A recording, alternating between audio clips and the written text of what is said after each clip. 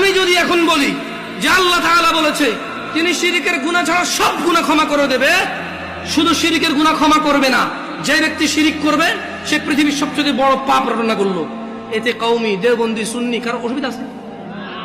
আমি আমার মাহফিল এভাবে করেছি, আমি এটাও ডিক্লারেশন করেছি, আমি গোপনও করিনি। আমি বলেছি আল্লাহর ঘর ছাড়া ইবাদতের কোনো ঘর নেই। আমি কারো নাম ধরিনি, আমি ধরতেও চাই না। তোমরা যারা অপছন্দ করো তোমাদের ব্যাপার, তোমাদের পছন্দের যায় আসে না। 70 বছর 60 বছর, আরে আজকে এখনো 30 বছর হয় নাই, 30 বছর হবে কিনা এটাই তো জানি না, বয়স কত পর্যন্ত যাবে। তোমার ঘৃণায় কি আসে আর তোমার ভালোবাসায় কি আসে? আল হুব্বু লিল্লাহ ওয়াল বুগদু লিল্লাহ।